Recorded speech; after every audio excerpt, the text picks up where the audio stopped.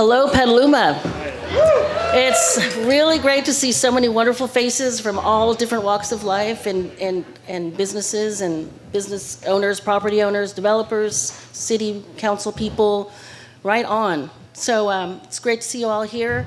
Thanks for coming down for the first community-wide organizing meeting for the Vacancy Project. Della is, this event is co-sponsored between Petaluma Urban Chat and Renaissance Petaluma.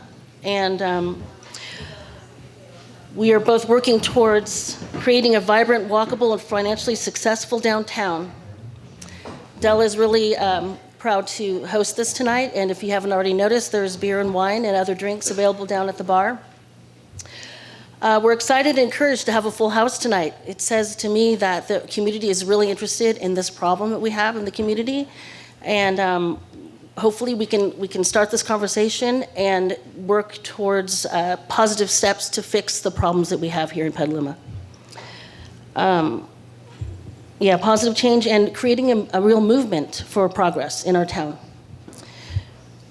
So we know many other organizations and local institutions have also joined us. We want to acknowledge Beautify Petaluma for having all of the board members are here tonight to support this too.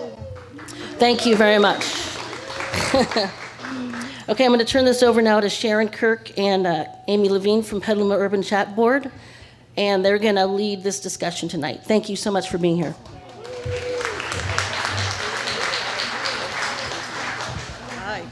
Good evening.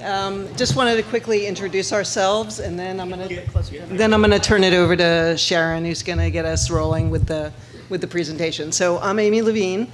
I recently joined the Urban Chat Board about 6 months ago, and about a year and a half ago, I just came up with this Vacancy Project, got that going.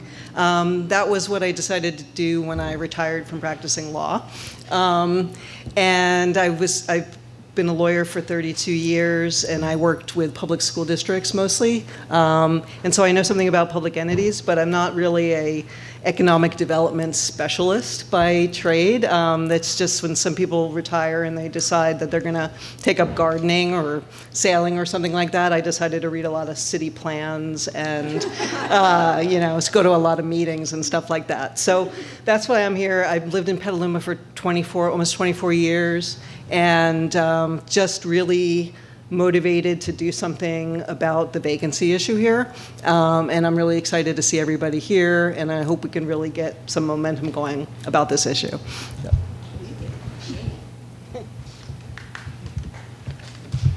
Good evening, everyone. I'm Sharon Kirk. I have had the pleasure of meeting a number of you over the years, but there are some new faces here too, so looking forward to getting to know you more. I'm not standing in the way there, good. So for those of you who don't know me, I'll introduce myself really briefly. My late husband and I moved up to Petaluma in 1995 with our then 7-year-old daughter. We raised our kids here, so I've been here a long time. I retired from Enphase Energy. I don't know if any of you know that company. It was one of the Petaluma success stories, startup here in town. So I retired from Enphase in 2021. And I started working with Urban Chat in 2017.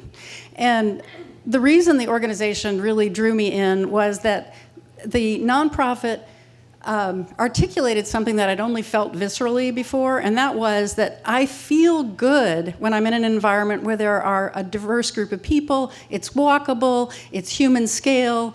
It's just exciting to be part of a community where you feel like you're held.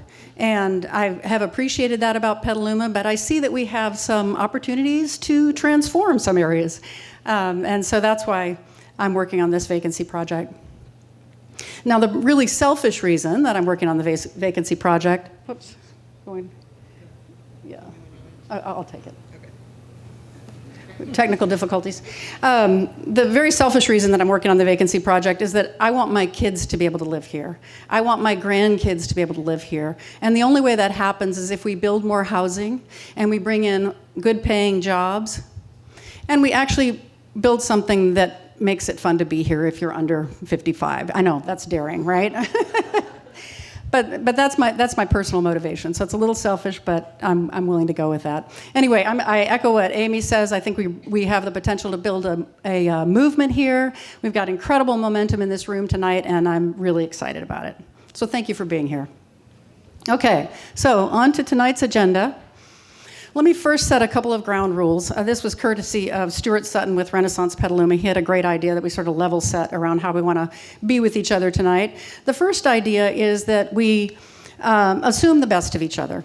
We can assume that we all love Petaluma, and we're all here to sincerely express our ideas and our wishes for the town. So that's our first ground rule. The second is that we listen to the ideas and arguments and evidence that we hear without ascribing any particular motivation to the speaker. So let's just be open to what we're hearing and take the ideas in. We may ultimately reject them, but hey, let's try them out first. So that's the ground rules. Now let's on to the agenda. Okay, we're going to talk a little bit about why vacancies matter to all of us. This is probably not news to anyone, but we'll go over it quickly. Then we're going to talk about the history of the downtown core area, what planning has been through, what some of the failed projects have been, and what they have in common, because they'll surface some of the barriers that we have to development in the community. Then we'll talk a little bit about what other cities have done, and then we'll turn it over to you, because we want to hear from you. This really is intended to be an evening of discovery. We'll level set to a point, but then we really need your feedback. There are too many of us in the room for everyone to speak realistically, so you can scan this QR code and send us an email if you have some comment that is late breaking or you think about it on the way home. You can also send us an email at TVP, so the Vacancy Project, tvp@urbanchat.org.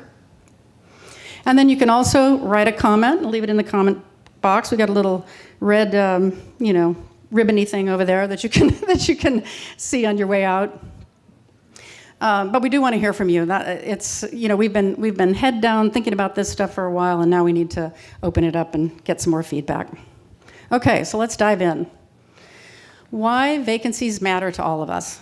So first of all, let's talk about the geography that we're studying tonight. We're really talking about from the train station all the way up Washington to Howard, and then from that corner of Washington and Petaluma Boulevard, we're going south about a half mile and we're going north about a half mile. So it's a fairly large oval-shaped area that we're calling our downtown core. Downtowns belong to all of us. And what do I mean by that? I mean, I don't own any property downtown. But when we talk about our community, we talk with love about our downtown. We talk about the beautiful historic buildings. We talk about the good restaurants, the cute shops. So we take some ownership of it. It's important to all of us. And it's a good place to start if we're working on vacancies in town. Downtowns are the economic engines of cities. What does that mean? Downtowns deliver more in property tax and sales tax dollars per square foot than any other property in the community. And that's true nationally, and it's pretty staggering when you think about it. It's important, and it's important that we keep sustaining that and then we grow it. Downtowns are destinations, and I don't mean for tourists, but for all of us. We go to downtown to celebrate, to eat out, to gather. It can be our third place when we're tired of work and home. And so downtowns are important. And then an advantage of talking about this area in particular and developing this area in particular is that development in our downtown core is infill by definition. The city has built around it. We've got this vacant property in the middle, and we've already got the infrastructure in place. So when we build in our downtown core, we're not extending our infrastructure maintenance costs. We're not going to be surprised 20 years from now that the road doesn't work because we're maintaining it all along anyway. It's part of our downtown core. The other reason that infill is a good thing. So we're saving money for the city by not spreading out. But the other reason that infill in the downtown core is a good thing is that it puts people closer to jobs and transportation. and potentially reduces our greenhouse gas emissions, so it's good for our climate action as well. And then this is the area of the city that visitors see first. And you know, I can sing Petaluma's praises, and I do, and then somebody drives in, and the first thing they see is the boarded up Walnut Grill, or they see acres and acres of expanse when they get off the train, and it's like, oh, yeah, well, sorry. It's really cool, you just have to get there. So what we want to do is make it really cool all the way out. Okay, let's see. So really quickly, the vacancy types we're going to talk about tonight are undeveloped land, which I've already referenced. We have contaminated or presumed contaminated legacy industrial sites. We have underutilized surface area parking, and then we have unoccupied buildings and commercial storefronts. So that's kind of the sum of it. All right, I'm going to turn it back over to Amy. Oh, okay. All right, and we are going to talk mainly about undeveloped land and not a whole lot about commercial storefronts, which I know a lot of people do want to talk about, but most of it, what we're going to focus on tonight, is the first part of it. But so I wanted to, this is kind of the bummer part where we talk about all the plans that we've been doing over the past 30 years that are still sitting on the shelves. So, you know, you can't hear me? Okay. So, you know, looking back over the past 30 years, we've focused on this downtown core over and over and over again and decided we need to do something about it. We need to redevelop this area. Here's a great idea. Let's do this. And then really not a lot has happened with it. So, I mean, if you look back, we had the River Access and Enhancement Plan from 1996. We had the Central Petaluma Specific Plan started in 1996, was finalized in 2003. We had the General Plan 25 years ago, the 2008 plan, again focusing on this area in part. We've had the Station Area Master Plan for the downtown station, really focusing on where the smart station is and that environs, and that was in 2013. And then we've had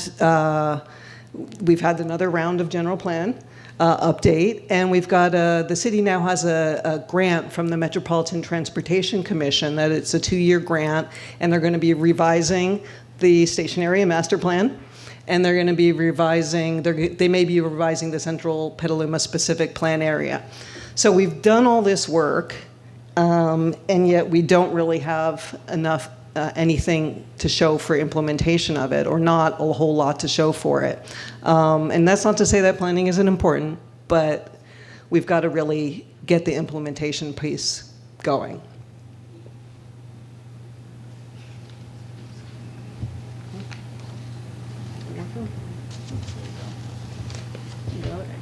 Okay.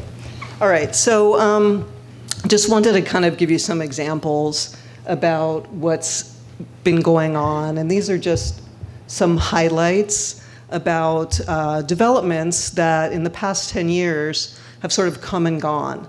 And this is kind of what we see as the problem, is like even we're not getting enough people coming in who want to build or want to develop these properties, but even when we do get it, they go through all this process, they invest hundreds of thousands, millions of dollars, they get approval, and then it doesn't happen. And you could call it coincidence, but I think it reveals some of the barriers that are going on here. So the Hines downtown station, that was a proposed 2 buildings, about 400 residential units and 5,000 square feet of retail space in two 5-story buildings. And that kind of petered out around 2000 for the developer walked away. It didn't pencil out. The next one was the Haystack development. So that's on the other side from the Transit Mall. It's between Copeland Street and Weller Street, and big parcel of land. And that also, basically, that went through many approval steps. So the plans were proposed in 2016, and it went through Planning Commission, City Council, Planning Commission again, the Recreation, Music, and Parks Commission. It went through the Tree Advisory Committee. It went through Pedestrian and Bicycle Committee. It went through something else I'm also forgetting, Public Art Committee, and it went through all the secret review. And then 4 years later, it was approved. It got entitlement, and then nothing happened. Oyster Cove is the project right across from the D Street Bridge in that same area where that old warehouse is. That was going to be a 130-some residential units, also mixed use. It was going to be over 21 buildings. They were going to reuse the old warehouse and have public river access. They also got approval. They started to build. They discovered that there was more environmental contamination than they were aware of. And again, after putting in probably millions of dollars, they walked away. And once you go to the next two. And then in the downtown area, there's two parcels. There's Liberty on 131 Liberty and 136 Court Street. They kind of back to each other behind the Petaluma Market. These are smaller lots, but these were going to be some residential, some and some mixed use, some commercial as well. Both also had approved plans, and both also did not wind up building after approval. So same situation, trying, and then it's not happening.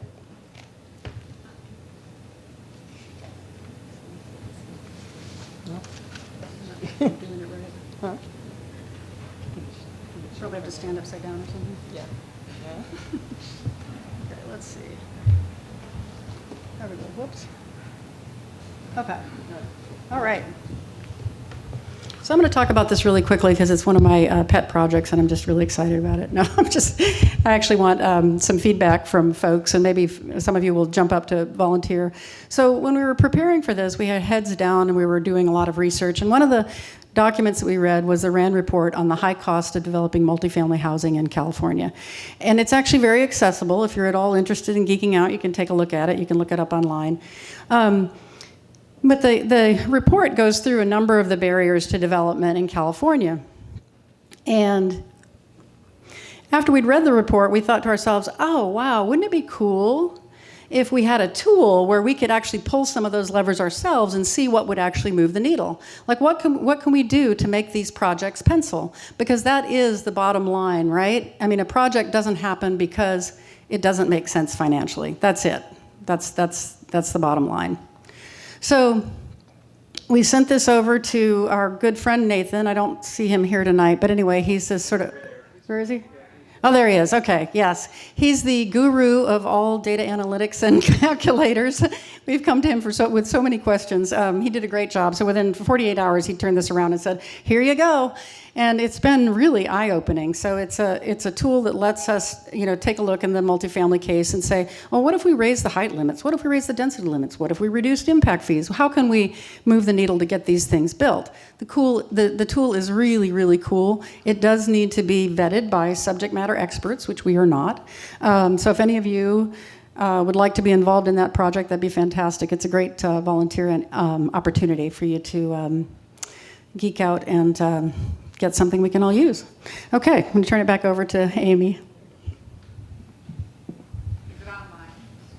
Not yet.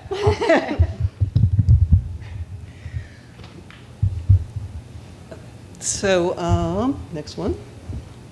All right, so we just wanted to kind of break it down a little bit about what are sort of the biggest issues, what are the biggest factors that are precluding development. And we know this is, an oversimplification, but it is kind of, these are sort of the big themes that run through, I think, probably all of the projects, and no matter what we're working on here. So, and they're also interrelated, right? So, I mean, they all sort of control each other. It's not just like they're all in their little boxes. It's a dynamic process. But one of the big things is the cost of borrowing, right? So we're talking about, if you're a for-profit developer and you've got to go and borrow money to get your project done, right? So they're really looking, and in order to be able to finance whatever you're doing, they're looking at what is the risk of the project? How long is it going to take to get my money back? And what kind of profit is it going to make? Is it going to make any profit, and how much, right? So all of those factors kind of come into play in addition to macro factors like, what's the interest rate and that kind of thing. But those are that's what's feeding into it, and all the other factors really contribute to the cost of borrowing and the ability to finance a project. So the achievable rent or sales price, that's of course something, that's like a market prediction, right? What am I going to be able to charge in rent if I build this multifamily housing project? What am I going to be able to sell this project for if I build it? And you've got to kind of project that out. Maybe in Petaluma's case, maybe you've got to project it out 8 years from when you start thinking about it to when you're actually going to be able to, give somebody the keys to the place, right? So that's a difficult prediction to make. And also, is the property that I need to do that even for sale? Zoning codes and density caps going to control what types of things can be built and the number of units that can be built, which is critically important, right? Because if you're going to sell something for a certain price, where you get 50 housing units, you've got 100 housing units. It can really affect whether it's going to pencil out. And you've got a certain piece of land, and you've got this much footprint, and you can't go any wider. Then you may have to go higher, right? And can you do that?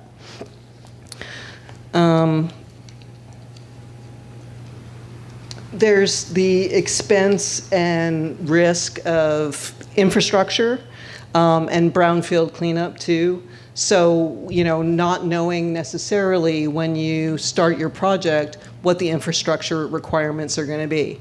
You're probably going to know, I need to bring, electrical, and I need to bring plumbing, and I need to bring sewer to the property, but you don't necessarily know until you get pretty far into it.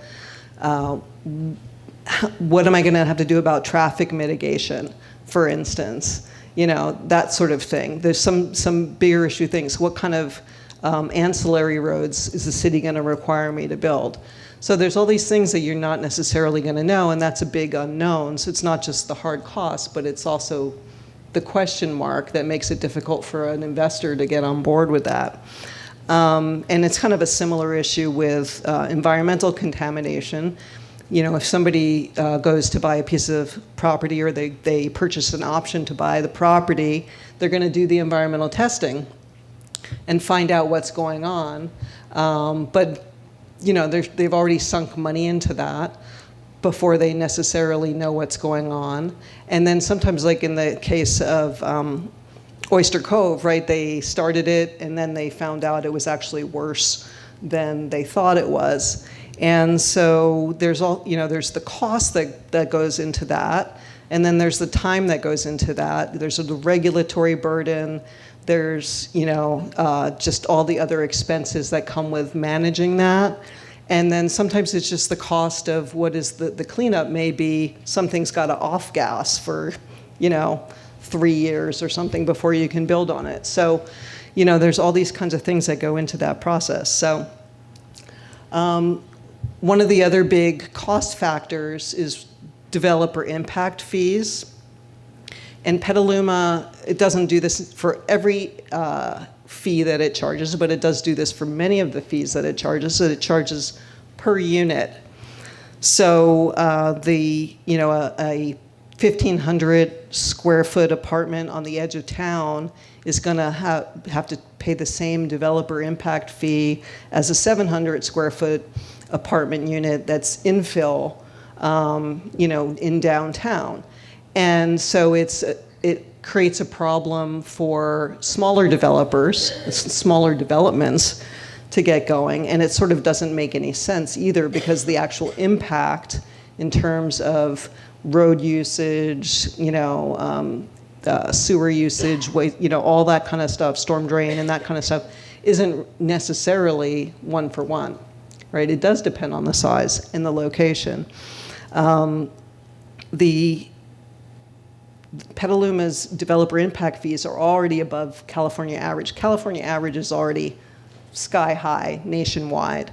The RAND report that Sharon mentioned showed that that's a huge correlation between the higher cost of building and the production times, and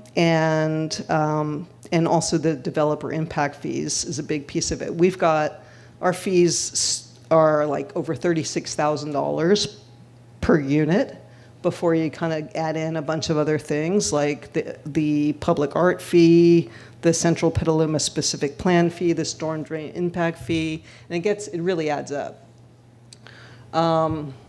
So the other big factor is the time for approval, right? Just how long is this going to take? You've got people on the payroll, right? You've got designers, you've got engineers, you've got marketing staff, you're paying your mortgage, you're paying your insurance, you're paying all this stuff, and you can't do anything with that. And it takes a really long time. And part of it is just, we've got this cycle of a lot of discretionary reviews and hearings and all this kind of stuff that kind of run sequentially, and it can go on for a very long time. And again, I think we're certainly well above average in the state in terms of how long it takes to get anything built here. And then there's just construction costs, the price of land, whether the land is available, and then community support or opposition, another big factor there. So.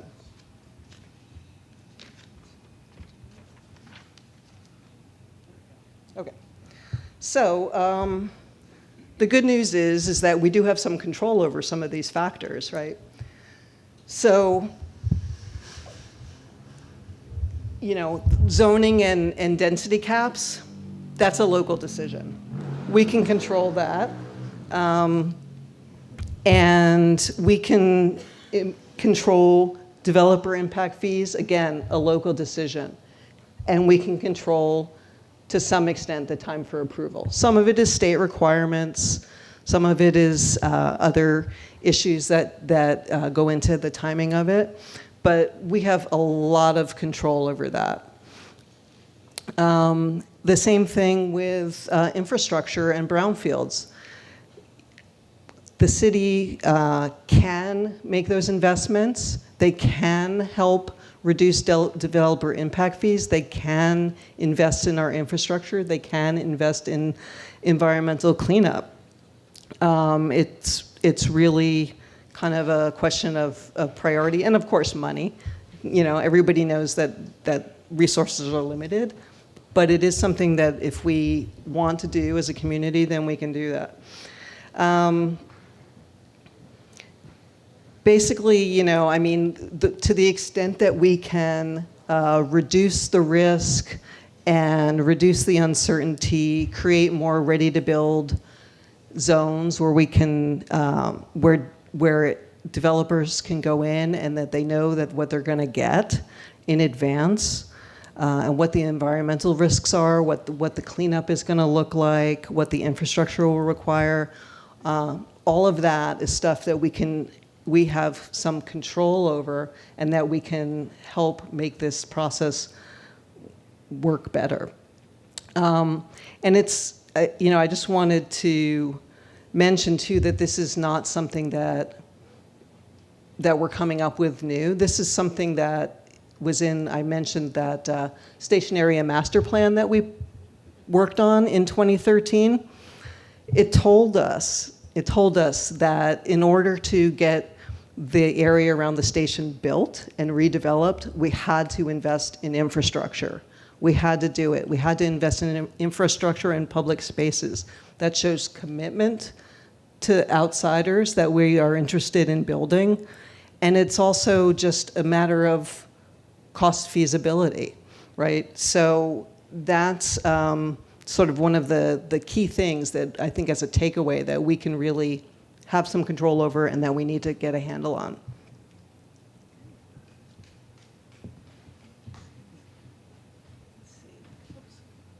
Now we are going to invite our good friend Matthew up here to talk to us. Woohoo!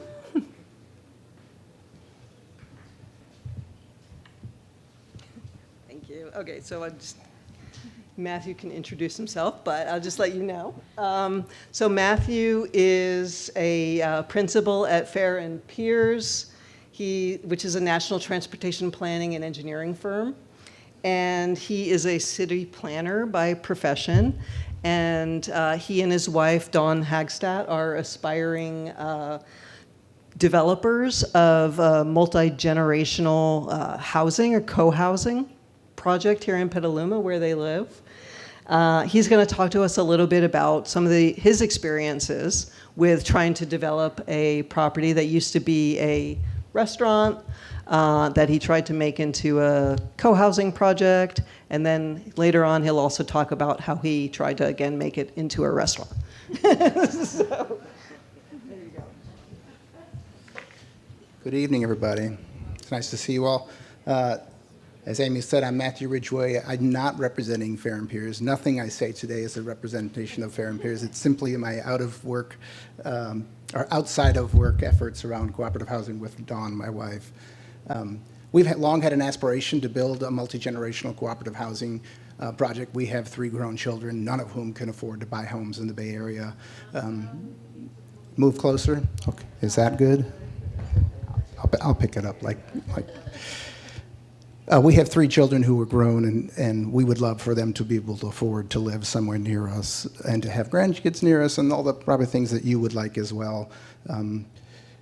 And so our aspiration was to build a relatively modestly scaled affordable housing or affordable by design housing project, so not subsidized, but something that has relatively small units and then larger common spaces. So we were hoping to have a common kitchen, dining room, common makerspace or workshop, and then a common garden. So people would spend a lot of time outside, and some of their time would be inside, but the interior spaces would be smaller, and I thought that would be a relatively affordable thing to build and affordable for us to have our children move into them as well. And then we actually tried to do it. So I think I'm here because I'm the closest thing that these folks could find to a developer who would talk about their failures in Petaluma. But I will tell you our gory story about trying to develop 890 Petaluma Boulevard North, which is up on the corner of Petaluma Boulevard and Payran. And I should qualify that this is just one case. It's a relatively unique parcel. It's a corner parcel. It's zoned mixed use. It's a pretty difficult parcel, so I don't know that every lesson that we learned is applicable to every other parcel in the city of Petaluma, but I'll tell you what our experience was. When we started to do the performance for it, we were estimating about $350 a square foot to build there. That was about the year 2000 that we started to do those cost estimates.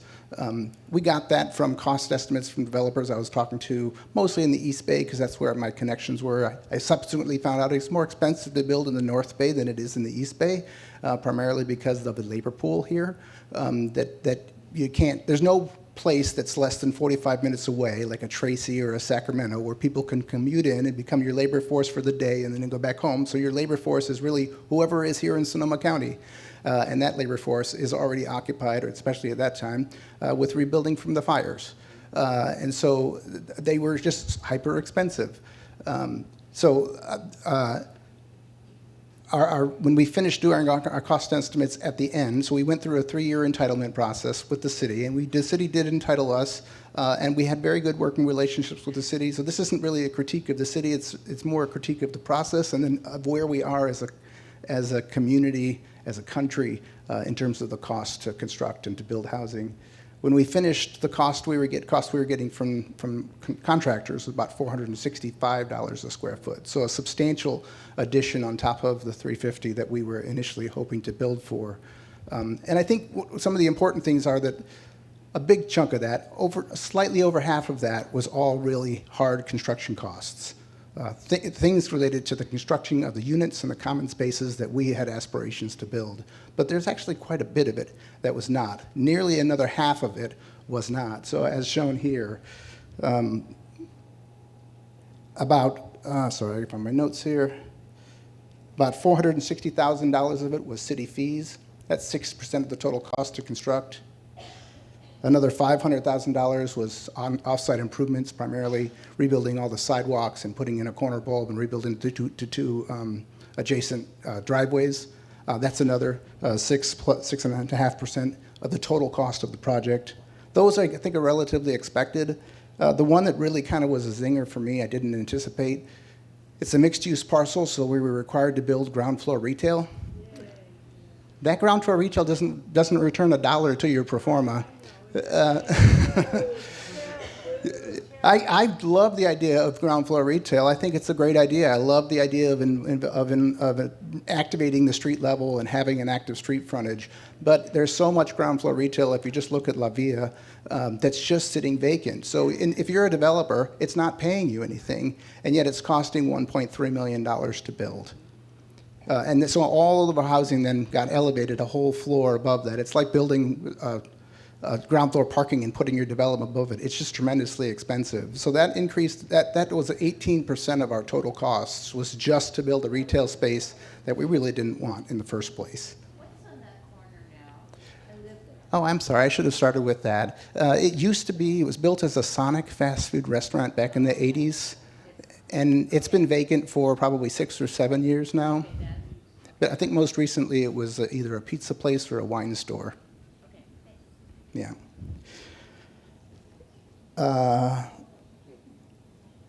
So I think that's primarily what I wanted to say. I will say that this story does have a happy ending. We did walk away from that site. And we never broke ground on it. So while we went through the pain and suffering of going through this process, and we spent money on getting entitlements, at least we didn't go bankrupt trying to build this thing at a cost that was not sustainable for us. And so now we'll talk later about what we're trying to do with the site. But I should also say, we also found it was much more cost effective to buy an existing structure. So we ended up buying an older house that was already converted to 5 units over on 7th Street, 7th and D almost. And we found that to be far more cost effective than trying to build something from scratch. But it doesn't add to the housing stock. It does nothing to solve the problem it solved our problem, but it doesn't solve a societal problem around lack of housing. I'll stop there. Thank you.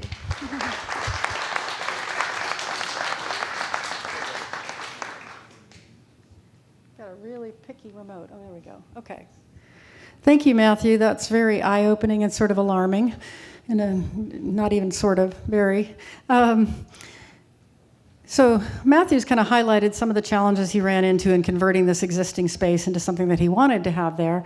What we're going to shift to now is to learning from other cities. So what have other cities done to get out of this kind of morass or this moribund development process? And as we go through this, I'll try to get through it quickly just to introduce some ideas of what successful cities have done. But keep in mind, we're not trying to be these cities. We're just trying to learn from them. So, okay. I don't have the magic finger. There we go. Okay. So Emeryville, the little city that could. Emeryville was literally the toxic waste dumping ground for the East Bay for decades. And then when it was finally taken on as an actual city that maybe we'd want to do something with, the city council and business leaders had a real problem in front of them. How do we take care of this? And they did some really innovative things that I think we could learn from, because we have some parallels here in Petaluma. The first thing they did was they did tax increment financing. And what this is they set up a redevelopment zone for these blighted areas. And they said when the property values go up, because we got somebody in here to do a first project, when the property values go up, we're going to take that increment of the property tax and we're going to funnel it back into the zone. So it doesn't go to the county, doesn't get redistributed and come out the other end to the general fund. It actually stays in the zone. And this is a really popular approach. Every city that we've looked at uses some kind of tax increment financing. And this is something that we could certainly look at in Petaluma. The other thing that Emeryville did, which I will get to eventually. There we go. We'll get to both of them. The first thing they did was rather than put the onus on individual developers to come and say, oh, God, what's wrong with this property? Oh, I'll do an assessment, and then I'll come up with a remediation plan. They did the citywide. They said, let's just take a look at all of it. Let's figure out what properties we can take care of, where we need the state's help, where we need the EPA's help, but we're gonna diagnose it all, and we're gonna come up with remediation plans. Then the last thing they did, so there was no surprises. They took some of that surprise out for developers. The next thing they did was they set up tools to make all of this transparent. So in Petaluma, we have a really nice GIS system, web-based system, where you can look up zoning maps and you can look up parcel details, and it's fantastic. What Emeryville did was layer on top of this and said, yes, this is a polluted site. This is the approved remediation plan. Yes, this site needs this infrastructure development. But the developers knew about it beforehand, so they didn't put down any money or time or risk when they first approached these projects. So Emeryville went from being literally a toxic waste dump to being one of the densest job centers in the Bay Area. You know, Pixar's there, they've got biotech, they've got one of the most walkable, bikeable communities. So it is possible. They came from way behind. I mean, we're not in that situation, but they really turned it around. So now we'll go to the Midwest. We're going to tour Old Town Wichita, because I know that's where you were dying to go. So Old Town Wichita was a bustling rails center for years, and then, of course, rail disappeared. Everybody was using trucks and cars, and it died. And it had a horrible vacancy rate, incredible poverty rate. It was really decrepit. So what did Wichita do? Well, they did a lot of the same things that Emeryville did. They set up redevelopment zones. They used tax increment financing to bring in developers. But the other things that they did, which were kind of very clever, and we've alluded to them in some of our other stuff, is they committed their public infrastructure, their capital improvement projects to public infrastructure. They said, we're going to actually build this out, because what we're going to end up with are ready-to-build zones. So we're going to de-risk this for developers so that they know exactly what they're facing when they come in. It doesn't mean that they won't have to do some additional infrastructure work, but we're going to take most of the guesswork out of it. And that's what investors are looking for. It's like, how long to money, you know? Okay, so that's Old Town Wichita. We're going to stay in the Midwest and go to Ohio, if we can. There we go. So Over the Rhine was a river-adjacent community in Ohio that just used to be a warehouse district, and it at one point it was on the National Register of Historic Place or Preservation as one of the most endangered places in the country. Now it's a model for revitalization. So how did they do it? Creatively, they created the Cincinnati City Center Development Corporation. Say that 3 times fast. So 3CDC. And you ask, well, why did they create a nonprofit? Well, it was the business leaders, the electeds, the mayor and council who created this nonprofit. But why? Well, because the nonprofit can move faster than the city can. So that was one takeaway. The other thing is that nonprofit can secure funding that the city cannot. So it can raise private equity funding. It can go after philanthropic contributions. It can really raise money in more creative ways than the city is able to do. So the other thing that Over the Rhine did, again, it was decrepit. It was seemingly a lost cause. There was no way they were going to stimulate anybody to come in there and develop it unless they did this first. Wait for it. It's coming. It's amazing. There. Oh, whoops. Okay. Got a little exuberant there. So they improved civic spaces first. So because they needed to catalyze belief in this space. Yes, it is good. Yes, we can do something with it. But they had to, they had to get the community believing. And I wouldn't say that we're in as dire a situation as that, but I think there are lessons that we can take away here. And that is our quick tour. Okay.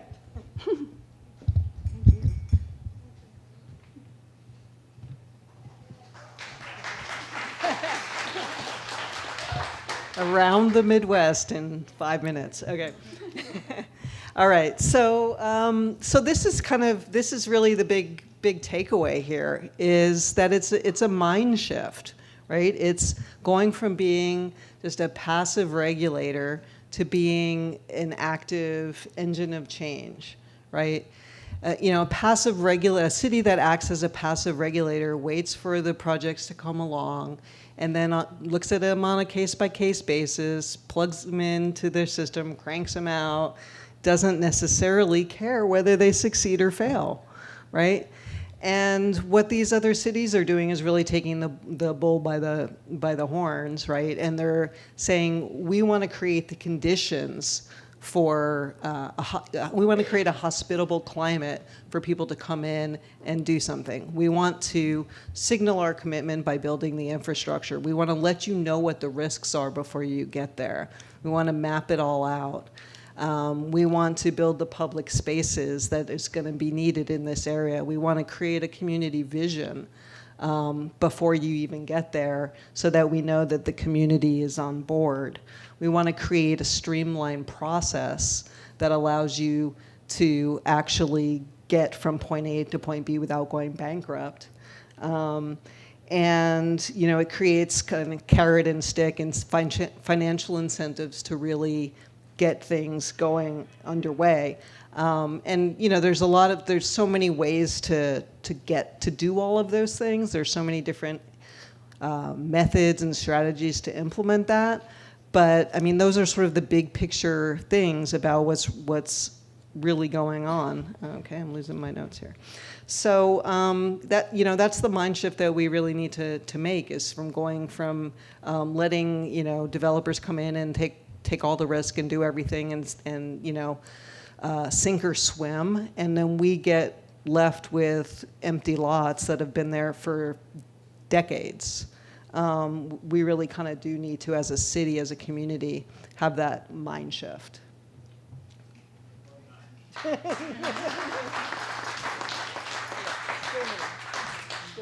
me.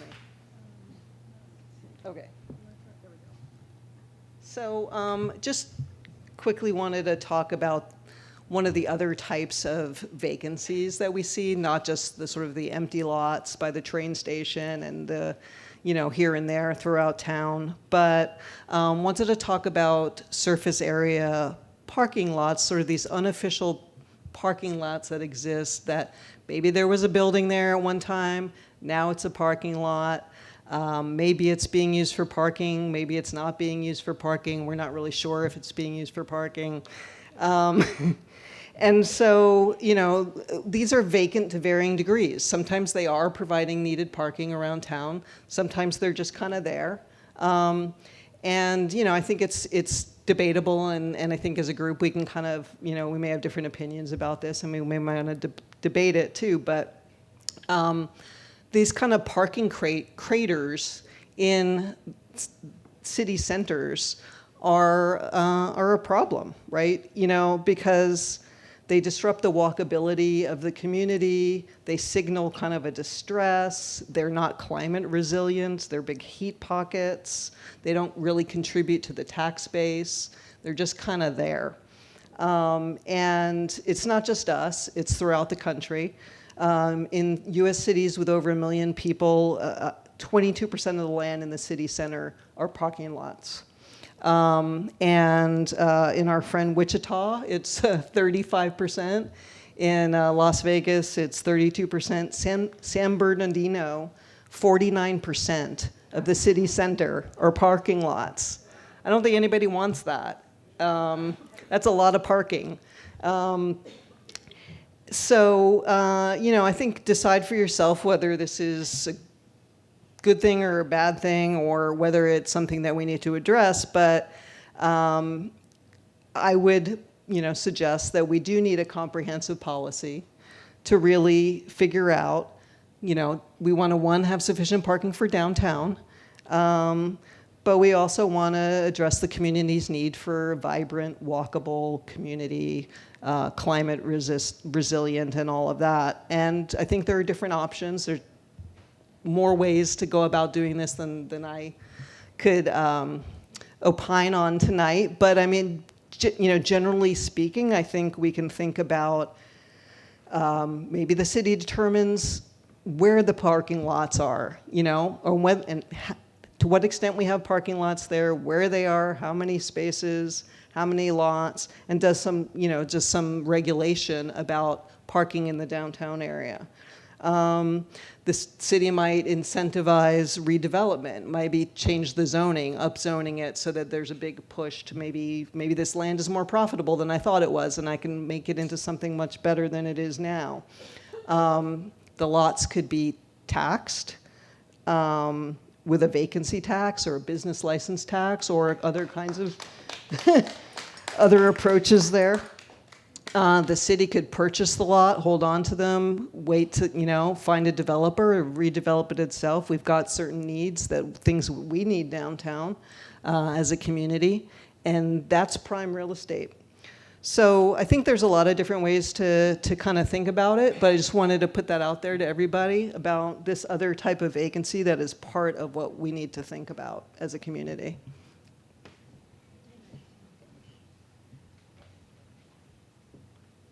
Okay.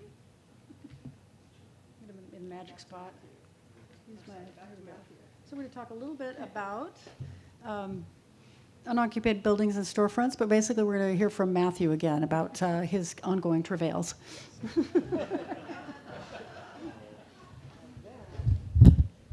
I promise this one will be shorter. So we didn't build, so now we own a restaurant, and we're trying to figure out what to do with it. We have leased it to a very sweet Guatemalan family, and we're hoping to open it up as a Guatemalan restaurant.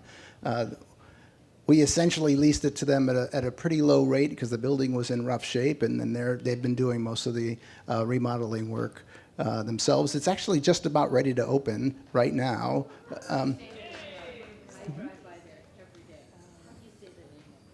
Dawn, will you help me with the name? Jayla. Thank you. We're figuring out why we probably got this piece of land for a reasonable cost at this point. So when we purchased it, the prior owner had just enclosed what was an outdoor dining area in this glassed-in area at the front, and we didn't recognize this and didn't really care about it because we were intending to tear the building down. But now we understand that building in that glassed-in area and putting a roof over it represented more than a 50% increase in the building square footage. And the fire marshal says, you need to put sprinklers in the building. So they did. The prior owner put sprinklers in the building. And so we thought, mission accomplished. We're good to go. But the sprinklers aren't hooked up. And in fact, in order to get the sprinklers hooked up, you need to trench a 30-inch trench all the way across Payran to tie into a 6-inch water line that's on the far side of the street at a cost of about $70,000. This is a parcel that's probably going to rent after we're done with what we call our triple net, after you take off all our property taxes and property insurance costs, sunk costs that we have, probably for about $2,500 a month. Imagine and that's just the cost of the trench, not even the original. With the sprinklers, it's probably like $100,000 to install sprinklers in this building. That's 3.5 years of rent on this building.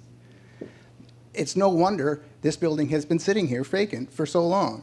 And I would also note that, and this is me being a little bit of sour grapes, but we have 2 new restaurants. We have Brigitte across the street, which I love. We have Sermentine right across the parking lot from us. Neither of them expanded their building. Neither of them is required to do sprinkler systems. They are up and going. Because they didn't do any expansion of their footprint. I mean, there is a rationality to it, but it also feels to me like it's not grounded in actual need. The enclosure that we're talking about is all glass and steel. There's no change to the kitchen whatsoever. And yet we're required to do sprinklers at this tremendous cost, and that is just a rule imposed by the city of Petaluma. It's not a state requirement, it's not a federal requirement, it's not a fire code requirement, it's a city of Petaluma requirement.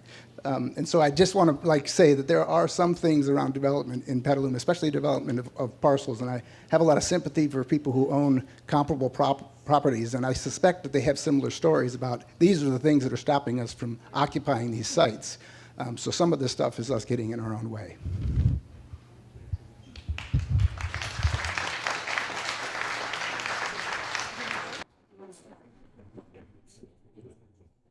So real quickly, because we want to open this up to you guys soon, so we have enough time to hear from everybody else. But just wanted to kind of highlight a little bit about what we've been doing as the Vacancy Project in terms of what we've been thinking, and we advertise this as an organizing meeting. And so we are coming together with a policy platform. And we've got a lot of ideas, as you probably know. But I just wanted to kind of throw out some of the things that we're thinking about just to help orient you to, and then, you know, we're open to hearing what you say, what you have to say, and you can tell us if these ideas make sense, they don't make sense, or whatever. But you've already heard me talk about infrastructure and environmental remediation and that sort of thing, and I think those are important priorities. I would also say the development of the area by the SMART station downtown, that has been vacant for as long as I've been alive. I have a picture from 1965 where it looks exactly the same, you know? And so if that's not a priority, I don't know what is. And then I think we're talking about, you know, streamlining the processes. That's something that the city is already looking at in their new economic development division work plan, but they're kind of tinkering around the edges, and I think we need an overhaul of that. We need to look at it from start to finish. And yeah, and I think, you know, we can't do anything without money, right? And I know they are looking at a tax increment financing approach through an enhanced infrastructure finance district, which we think is great, but we've got to do it soon, right? Because it's going to take years before there's enough money in there for us to be able to do anything. So there's no time to waste on that. We need to get on that. The city also is talking about recruiting more manufacturing, especially in food and beverage manufacturing. We think that's good. We think we need to bring it closer to downtown. We need it in the warehouse district. We think it would be great to create a destination of food and business manufacturing there. Just an idea, but that, you know, to be able to do like an incubator space there and really make it a destination that supports the downtown too. And a comprehensive policy on surface area parking, and then studying these vacant storefronts, which I think are kind of a case-by-case basis. There's so many different things that go into it, and we need to better understand it. So that's my pitch, and then I'm going to take it back to Sharon to lead us through a discussion. Well, thank you all so much for coming and for sitting patiently while we prattled on without everything we've been doing for the last year. We'd really like to hear from you at this point. We have you know, we put some ideas out there. I think we've level set about some of the concerns we have, but we'd really like to hear what you think. And here's some prompts that we gave you on your way in, and they're up on the screen here. You can take a look at those if you're inspired to answer these questions, but if you want to talk about something else with respect to vacancies, that's fine too. I like the idea of like having properties and defining in advance like what the problems are and what the city is going to do to, you know, make developers aware that these are things you're going to encompass when you develop. So what's the level of effort to do that on vacant properties? Like, is that a huge deal for a city to like define all that in advance? I was thinking the same thing for adaptive reuse of historic buildings, that if you can define as much of the unique situations in advance, it would make those more usable as well. Anyway, did you go into that at all? We haven't, but it is a big deal. So there, cities that have done this successfully have used tax increment financing to do some of the cleanup work, but they've also had to apply for EPA grants. I mean, it's a long process, but if you don't start, it never happens, right? That's a great question. But I think mapping it out is a little bit easier, right? With an infrastructure plan, and then the environmental assessment is sort of the first step, and then knowing what's there can make a big difference. Yeah. Right. Yeah. Again, I want to thank you guys for doing this work. This is very important work. It's a good chapter 16 next step in helping the center of our city. And it really builds in large part off of the CPSP, the river plan, the station area plans. Both Jane and I were co-chairs of the CPSP. There was a huge amount of work that went into that that sets the groundwork for the next step that you want to take. So thank you for doing that. How can anybody join your committee? Ah, he's a plant. Okay, I'm just going to admit it. You can at the back of your card, there's a volunteer QR code, and it'll just fire up your email client to send us an email telling us what you're interested in. Perfect. And we will be in touch. Thank you so much. All right, That's great. Thank you. fantastic. Okay, thank you. Yeah, that's great. Hello. I'm Tim Choate. I'm on the board of the Friends of Petaluma River. My wife owns Artalima down that way. Yeah. And we found out recently we're one building away from the new fire sprinkler code, which made her very happy because when it came out, they called her and said, "You're going to have to put sprinklers in." And she's like, "It's $100,000 for this space. What are we going to do?" Then we found out we were one building away. And I was like, okay. The theater is not one building away, so I'm a little worried for them. So I had a comment and a question. So the comment was, I think I saw the whole screens of all the plans. And I think one of the things we really need to do is focus on action. Oh, yeah. Because I came from Berkeley, and so you know where I stand politically. We do a lot of planning. Planning. And I think it's so important to take action. And to me, one of the things that is so frustrating is to look at that trestle in the middle of town and all the rats around the trestle. Yes. And I'm like, the thing is not going to stand up. It needs to be torn down. And even if we're going to redevelop it, we need to do something outside of just sitting and looking at this fence forever. So, we just need to start taking more action. And then the question I had was, we have a private planning department, as I understand, and it feels like when I've done things that the planning is really a long, extended, extra work process. And I'm just wondering whether the for-profit motive affects our planning speed, or whether that works well. Because my sense is it doesn't work so well. Yeah, Someone I think might be in here from the planning department, I don't know. Yeah, we have some opinions as well. Yeah. But Well, that's my opinion. Okay. I don't have the hard data. That's the challenge, right? There's no control group. Yeah, but yeah. Anybody else? Yes.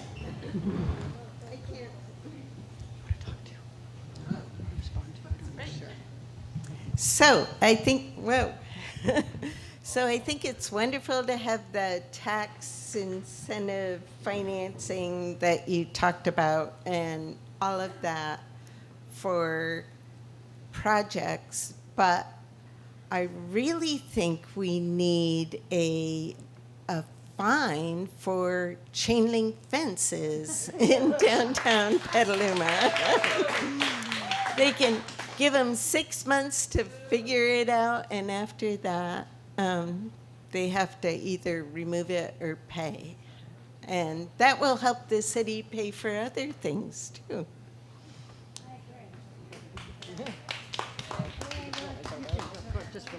Yeah, so just to comment on, I guess there may be two different ideas in that comment, right? So there's just the code enforcement aspect of it, paying for, you can't keep your chain link fence, you've got to upgrade it. We don't want to look at that fence, but maybe we're going to be looking at a nicer fence. I don't know. So that's one approach to it. The other approach would be like a vacancy tax, which is maybe what you're alluding to. So I spent as part of my retirement project, I did spend a lot of time drafting a vacancy tax ordinance, and gave it a lot of thought. And it is something that is feasible, but it's something that requires a lot of work and a lot of money to go into it, because it would be a ballot initiative, right? The city can't just impose the tax, it's got to go on the ballot. And the city could put it on the ballot, or we could put it on the ballot as an initiative, but we gotta have the manpower, we gotta have the money to do that. So if that's the will of the group, it's something that we can look at, but it's all hands on deck for that. Huh? It's probably just the basics. It's probably at least $100,000, but then you've got to anticipate that we're going to be outspent by real estate interests, which have come in pretty much everywhere that it's been on the ballot, and outspent, the locals by 10 times, yeah. So we'd have to be able to address that.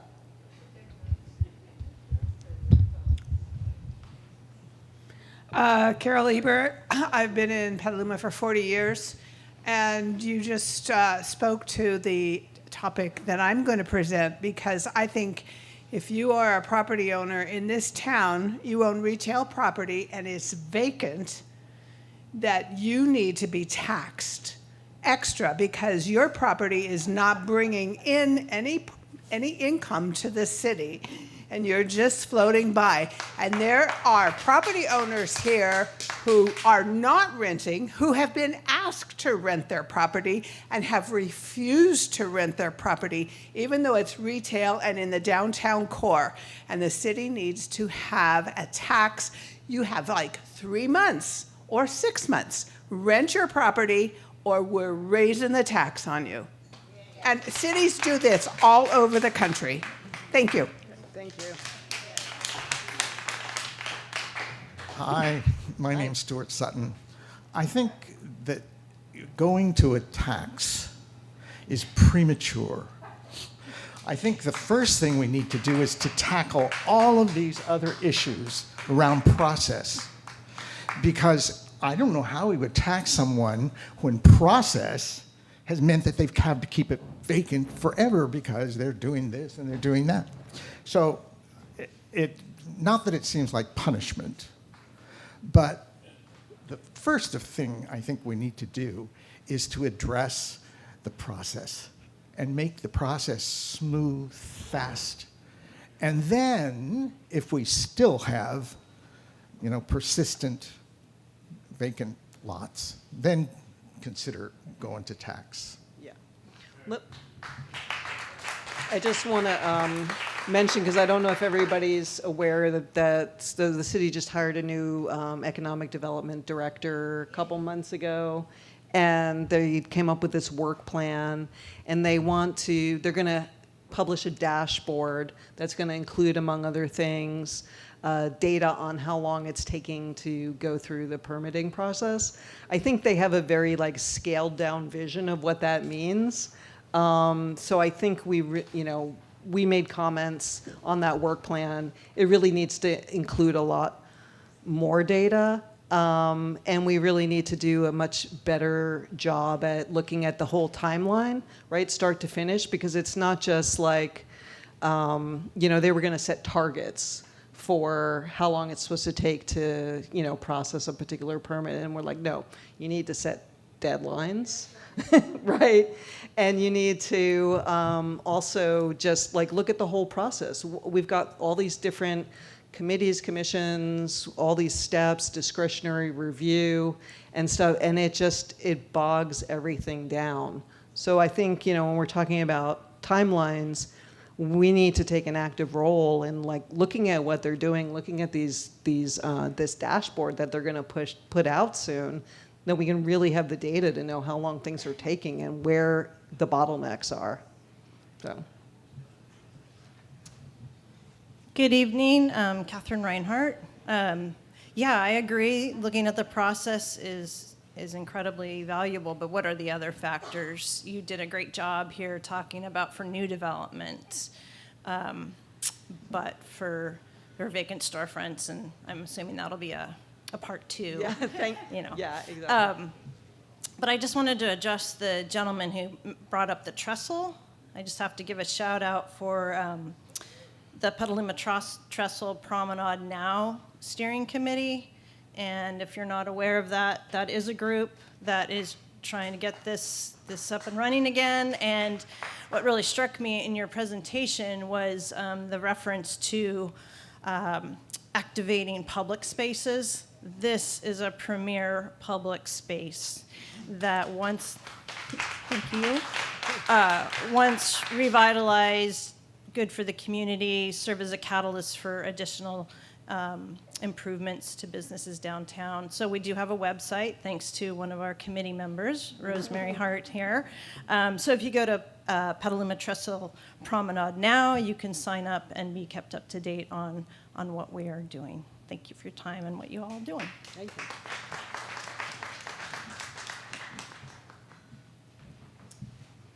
Hello, thank you. My name's Elias Hussery.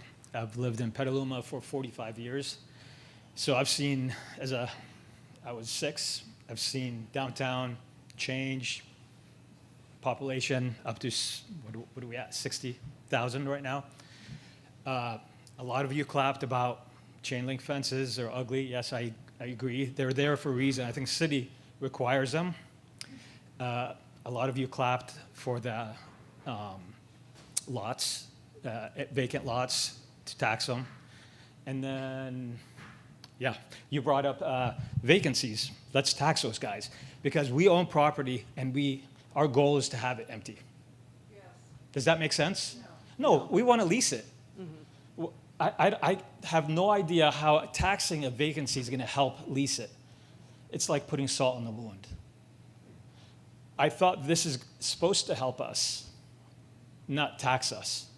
So, Matthew, I agree. Your stories, I go through that almost twice, 3 times a year. Let me give you a good example. And Kevin, I want you to hear this. So I have a tenant that's been in a space for 5 years. Went through the process, got a permit, got the business license, got inspections, yearly fire inspections.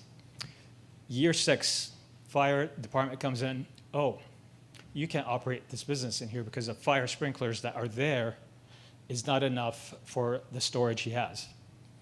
Okay, no big deal. I'm going to help him out. Started through the process.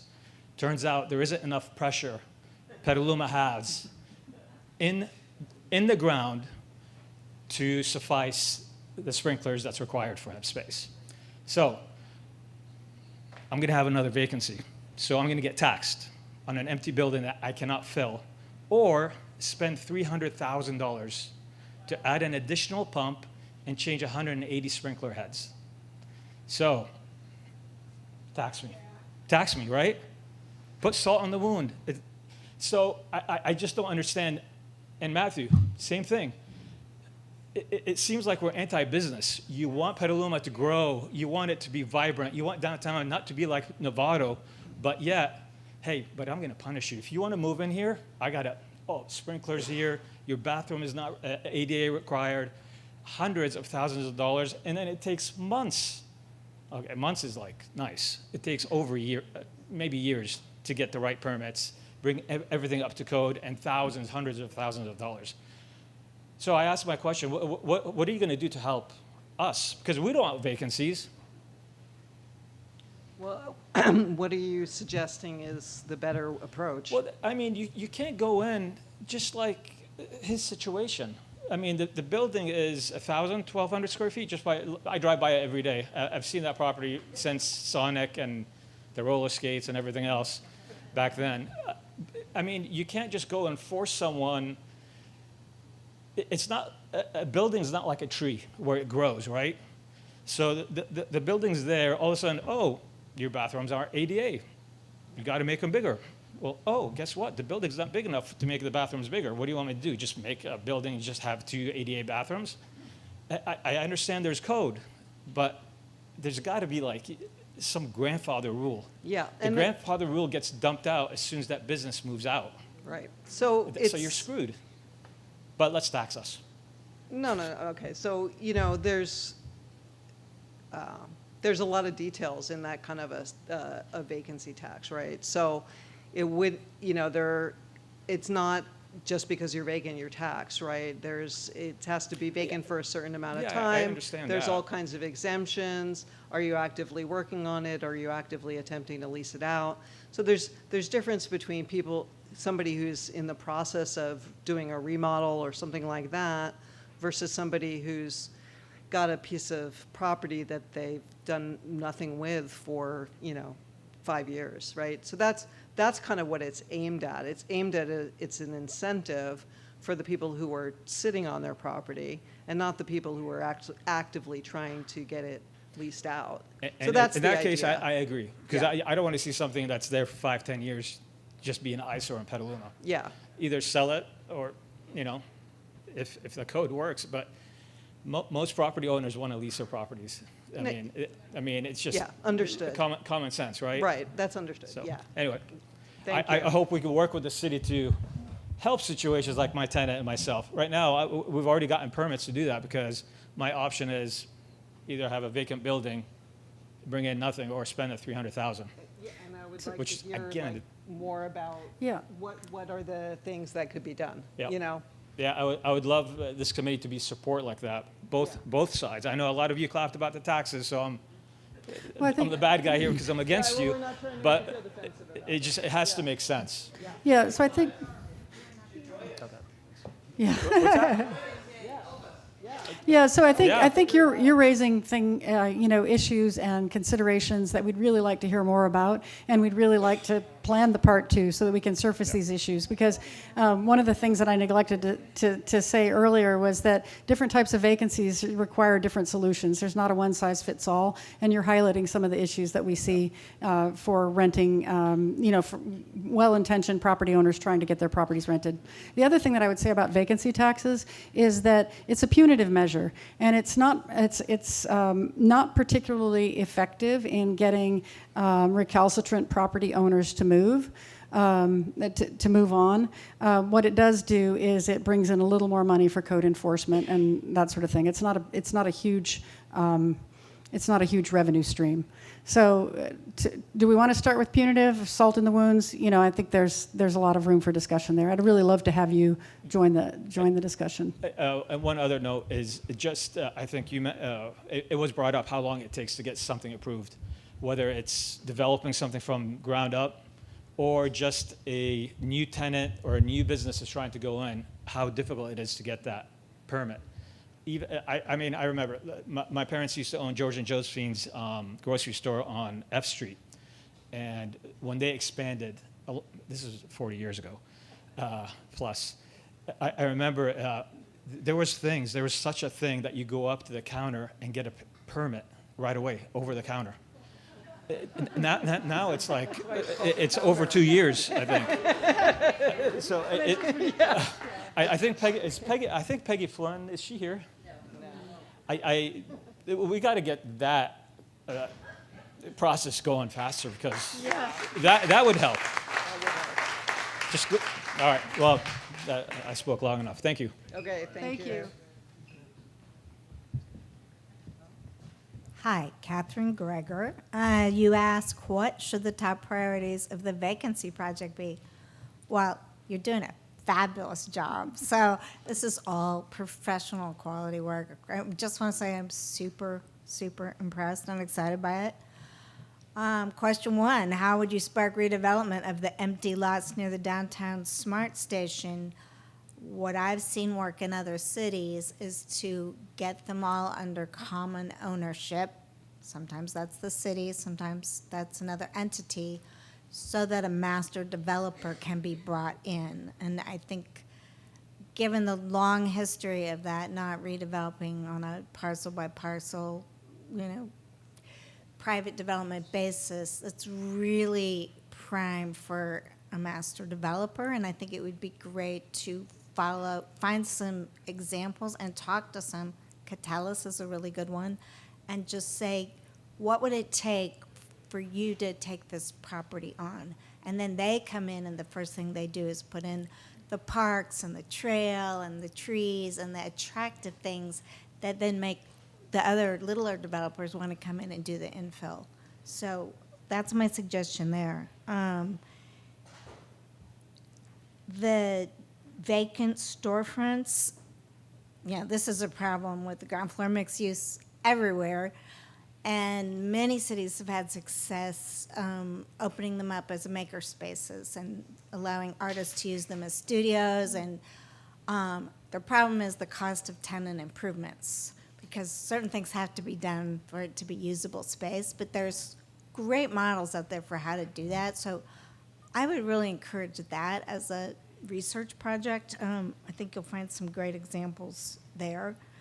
And then the empty lots downtown, you know, could there be a beautification effort? I mean, just by removing the chain link fences and doing some basic beautification, at least they wouldn't be so awful to walk by. So thank you very much. Thank you, Catherine.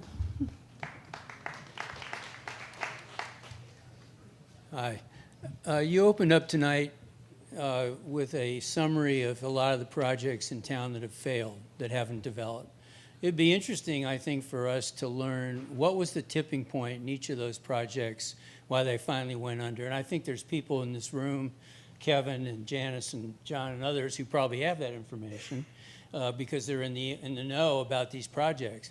But I think that would be very instructive for us to see why these major projects reached a point with a lot of investment of time and money and then walked away.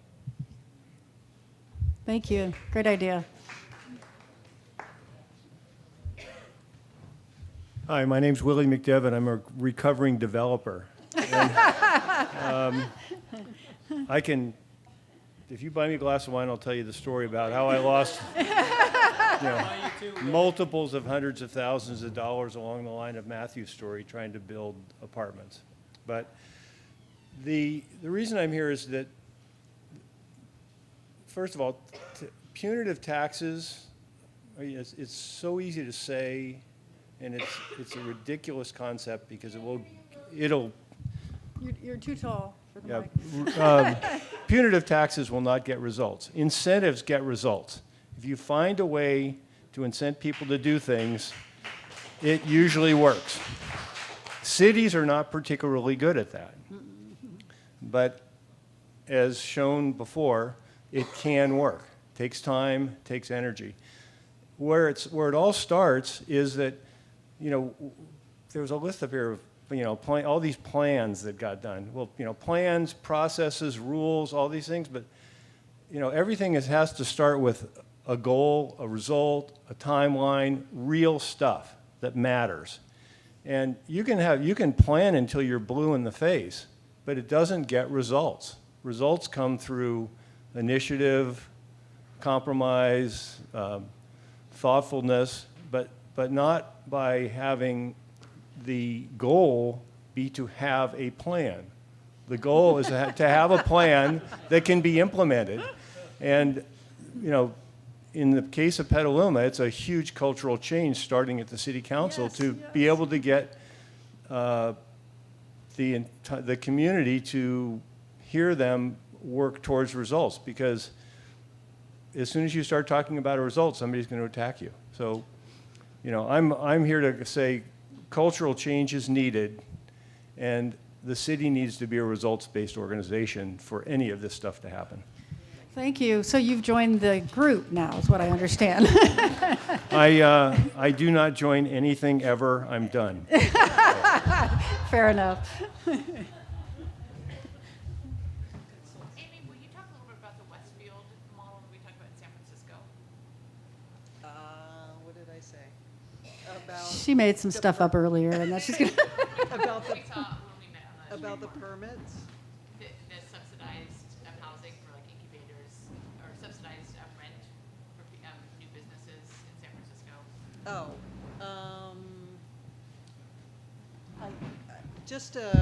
I think that San Francisco has a project called Vacant to Vibrant, but also Vagrant to Vibrant, probably.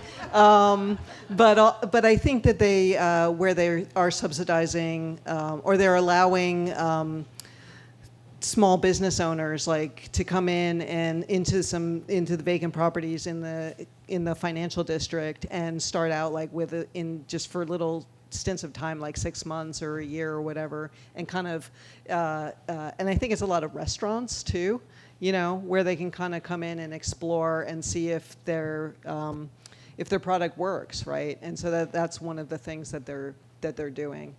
Yeah. So that's what that was about. Anybody else have any comments, questions? Do you want to? Can you come up here? Or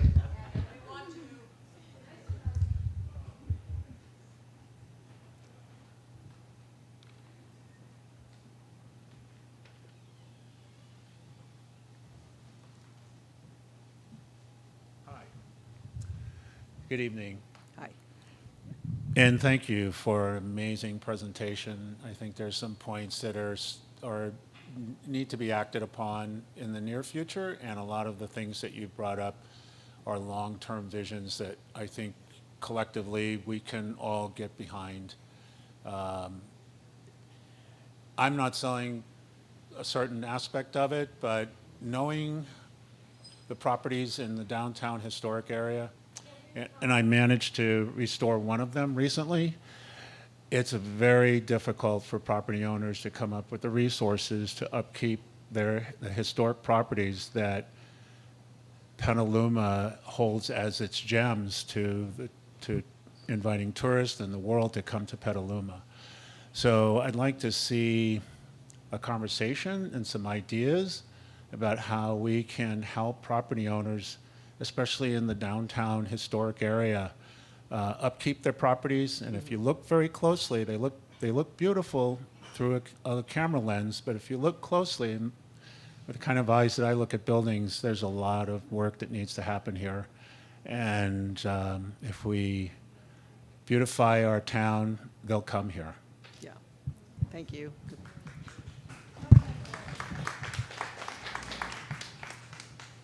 Anybody else? Oh, one.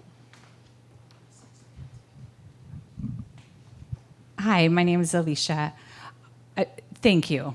And lovely and uniting. But one thing I want to say is each one of these committees and these groups that come together, we really need to talk about making sure that everyone is represented on these committees so that we understand. We actually need to invite the city into the conversation. Why are there fees? Where does that money go? How could we do without it? What's an alternative? We need to talk to the property owners. What are your hurdles? Why couldn't you get it done? The visionaries need to bring, and I find myself on all sides of this, a property owner, a developer, and someone that hopes that my children can live here one day. Same as you. But we need to, as the visionaries, bring ideas. Who do you think could be in that space? What's the business? What's the industry? Help us find those people. But also, let's collaborate. Let's not go to war with each other. Let's not be enemies. Let's not tax each other. Let's not punish each other. Let's not throw stones. Let's figure out how to collaborate, because when that happens, we all learn. We learn as the property owner, we learn as the developer, we learn as the tenant, we learn as the frustrated member of the community that doesn't understand why a fence is up. But there is actually a reason why a fence is up. And so we need all the voices, not armies against each other. Thank you. Thanks for that. Oh, one more.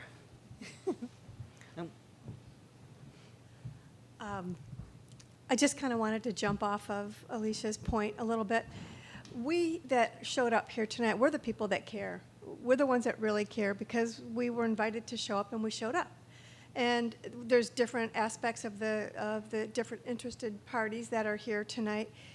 It's a super complicated issue, which is why we've been wrestling with it for decades now. It's not going to be a quick fix, although it could be a lot quicker fix. But it's easy to identify the things that need to be done, and we need the people to jump in and do the things that need to be done. The city's not going to be able to do anything without funding to do it, and nobody's showering money on the city. And it costs money to improve your property if you're a property owner. There's so many fantastic ideas that different stakeholders have brought out. And so I think some kind of, there's going to be a part two. Like, people are often encouraged to join and to bring ideas and volunteer, and we all have really busy lives and maybe not great executive functioning skills. Like, I can hand out, signs at the door, but don't ask me to do a long-term planning project. But I know what my strengths and weaknesses are. We all have busy things, but we're the people who care. So if we can find a way to step up, each of us as individuals, in whatever part we can play, this is the group. Yeah, well, thank you. That kind of brings us to, please volunteer. Please, we've got these QR codes here.